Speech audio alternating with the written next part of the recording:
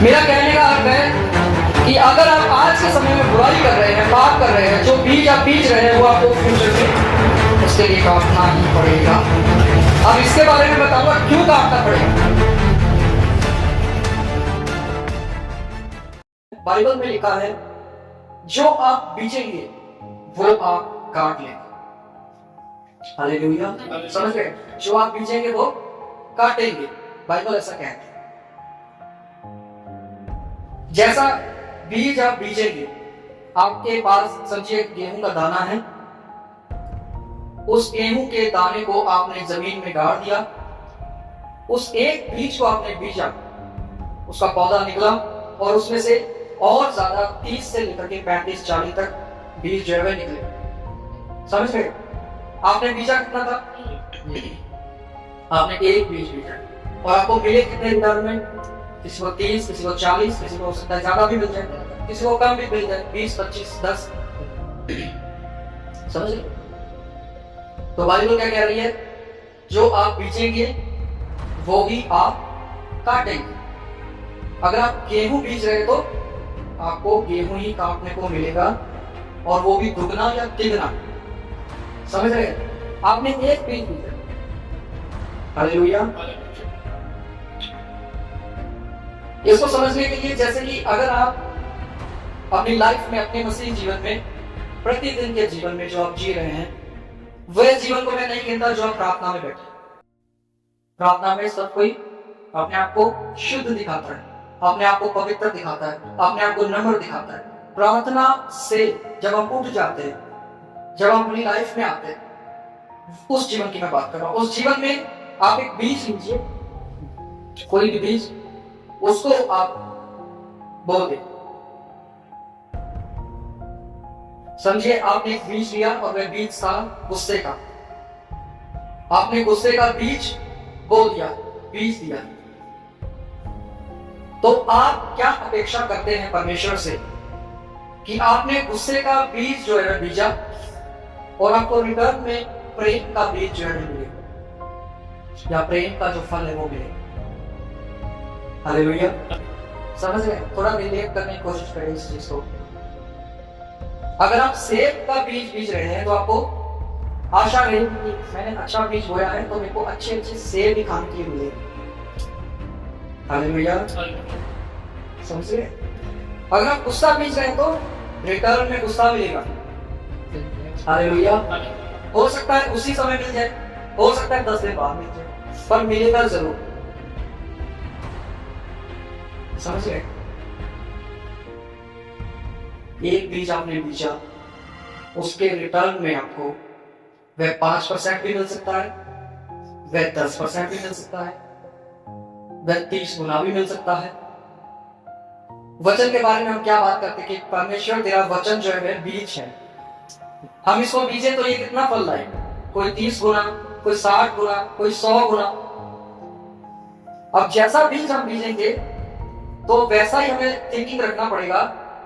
वो बीज चाहे गुस्से का हो, क्रोध का हो, गाली गलौज का हो, लड़ाई झगड़े का हो, किसी भी शारीरिक चीज का हो, काम का हो, पाप का हो, बुराई का हो, किसी को दुख देना हो, धोखा देना हो, कुछ भी जिसके बारे में बाइबल जो है सपोर्ट नहीं करती, यानी उसको पाप कहते हैं, बुराई कहते हैं। पाप का बीज जहां बो रहे हैं तो वो आपको कोई 30 गुना मिलेगा, कोई 60 गुना मिलेगा, हो सकता है 100 गुना भी मिलेगा। हालेलुया। कई लोग समझदार होते हैं, जब उनको 5% ही मिलता है तो वो समझ जाते हैं कि ये मेरा ही करना है, और फिर वे परमेश्वर के आगे उस चीज की माफी मांग लेते हैं। तो क्या परमेश्वर के आगे माफी मांगने से एक व्यक्ति के वो पाप माफ हो जाते हैं? बहुत सारी चर्चेस में, बहुत सारी कलीसियाओं में, बहुत सारी स्टडीज में आपको ये मिल जाएगा। परमेश्वर प्रेम करने वाला है, परमेश्वर माफ करने वाला है। आप जितने भी गुनाह कर लो, आप प्रतिदिन 100 गुना करो, शाम को प्रार्थना में बैठो और आप शुद्ध होकर के एकदम स्वर्गदूत बन करके निकलेंगे। कुछ ऐसा है, बहुत सारी स्टडीज ऐसी है या नहीं? हालेलुया। आपको बोला जाएगा कि आप दिन भर में कितने भी पाप कर लो। एक व्यक्ति दिन भर में 100 पाप करे और उसके बाद आकर के वो क्या बोले परमेश्वर से, प्रभु मुझसे गलती हो गई, मेरे गुनाहों को क्षमा कर, प्रार्थना में से उठा और उसने बोला, प्रभु तेरा धन्यवाद, मेरे पाप क्षमा हो गए। अगले दिन फिर से जाके उसी पाप का जीवन शुरू। तो आप देखिए उस व्यक्ति की ओर कि वह अपने जीवन में क्या बीज है। हालेलुया। अगर वह किसी को धोखा दे रहा, धोखा देकर के परमेश्वर से माफी मांग रहा है, तो आपको क्या लगता है कि परमेश्वर कुछ ऐसा अलौकिक कर देगा, ऐसा चमत्कार कर देगा कि आपने जो बीज तो दिया है, तो क्या परमेश्वर उसको उगने नहीं देगा? क्या नहीं होगा?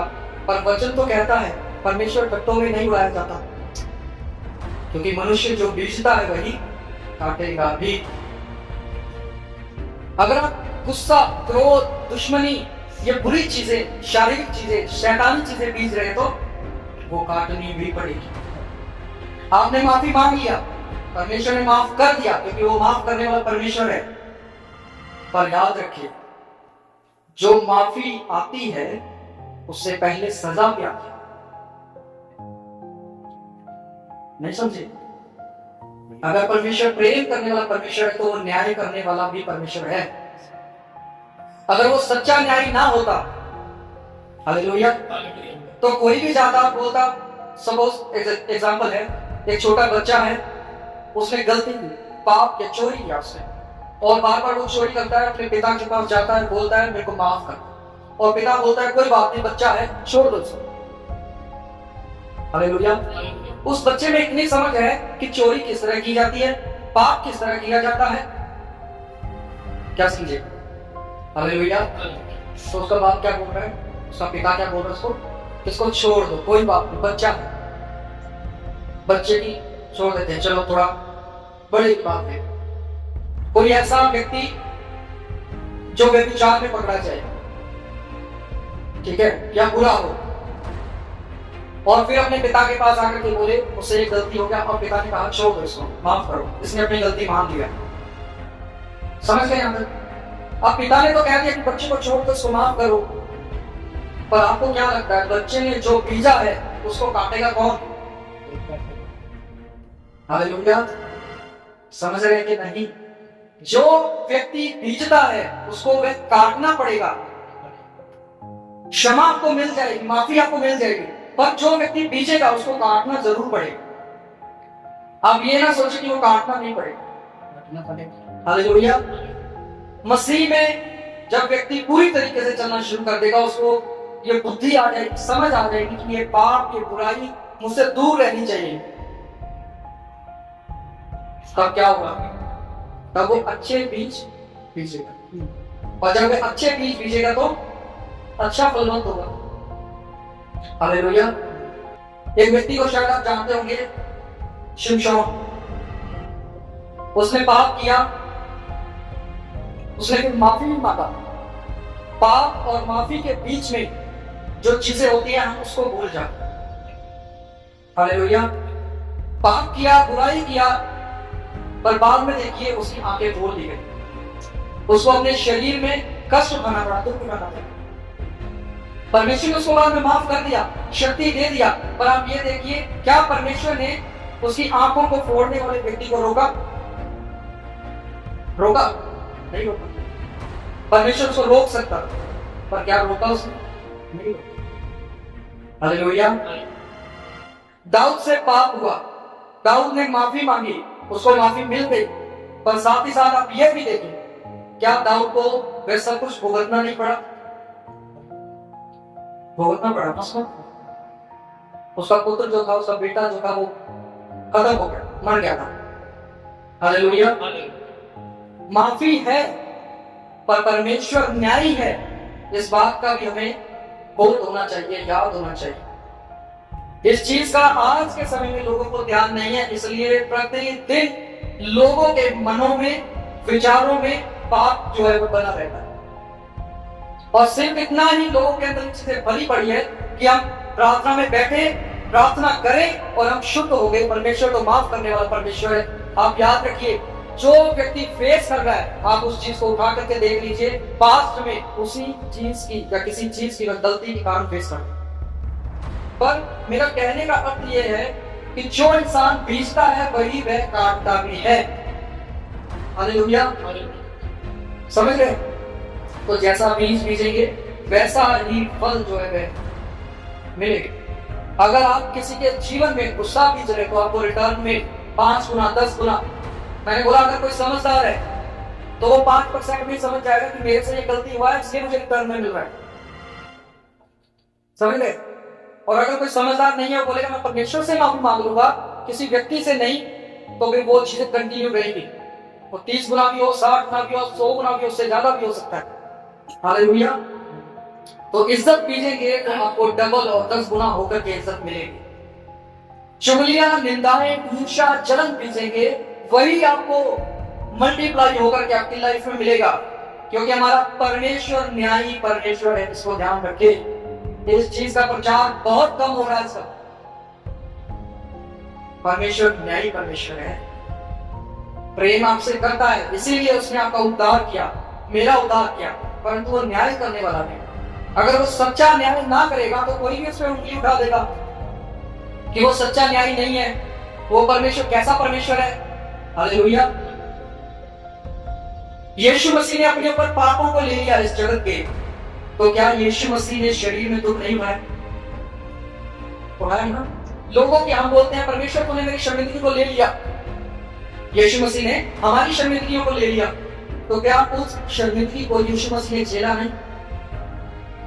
हम बोलते हैं जो कांटों का ताज मेरे लिए था वो यीशु मसीह ने ले लिया, जो कीड़े मेरे लिए थे वो यीशु ने ले लिए, जो कोड़े मेरे लिए थे वो यीशु ने ले लिए। तो ये सब चीजें हम देखते हैं ना, उसने पाप अपने अंदर ले लिया, अपने ऊपर ले लिया, तो क्या कहता है? हे परमेश्वर तूने मुझे क्यों छोड़ दिया? हालेलुया। क्या उसको शरीर में दुख नहीं हुआ? यानी उसको फेस करना पड़ा। हालेलुया। मैं आपको ये समझाना चाहता हूं, आपके जीवन की बुराइयां, पाप जो है वह आपको महसूस नहीं होने देगी कि आप कहां पर सही और कहां पर गलत है। आजकल जो चारों ओर चल रहा है ना, उसके हिसाब से हर एक बंदा ये बोलेगा मैं धर्मी व्यक्ति हूं। आप धर्मी हो सकते हैं, पर क्या आपने ये कभी सोचा है कि बहुत सारे लोग, ज्यादातर अगर 100 लोग एक कलीसिया में है तो 80 से ज्यादा लोगों को कलीसिया के लोग ही बीमार मिले। क्यों 80 से ज्यादा लोग बीमार है? सिर्फ कलीसिया के नए लोग तो 10 लोग आए, उनमें तो हो सकता है कुछ ना कुछ बीमारी हो, किसी को कुछ तकलीफ हो, पर इतने साल, किसी के 5 साल, किसी के 10 साल, किसी के 15 साल, 20 साल आप विश्वास में हैं, फिर भी आप बीमार हैं। क्यों है? क्यों है? क्या यीशु मसीह ने आपके लिए कोड़े नहीं खाए?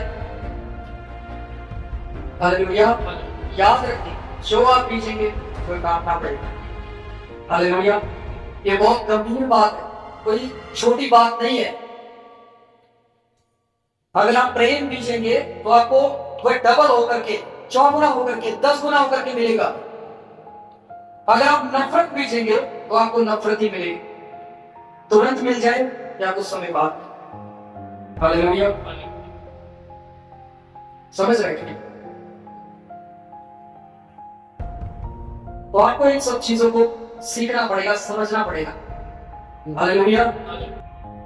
मेरा सवाल था कि पौलुस ने 5 बार 39 कोड़े खाए।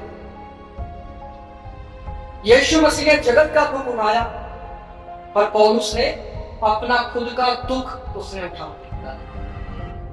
हालेलुया। उसने कोड़े खाए। हम ये बोल सकते हैं उसने सुसमाचार के लिए कोड़े खाए। वह चाहता था लोग उसकी बुराइयां करते थे, उसको मारते थे, उसको पीटते थे, पर आप ये देखिए दूसरे चेले भी तो थे, क्या उनके साथ ऐसा कुछ किया गया? क्या उन्होंने प्रचार नहीं किया? हालेलुया। उनके बारे में आपको कुछ ऐसा पता लगता है? नहीं लगा ना? हालेलुया। यूहन्ना को उठा के देखे, पतरस को देखे, आप किसी को भी उठा के देखे बाइबल से, आप किसी का भी जीवन को लेके देखे, जितना दुख पौलुस ने उठाया उतना किसी ने भी नहीं उठाया। हालेलुया।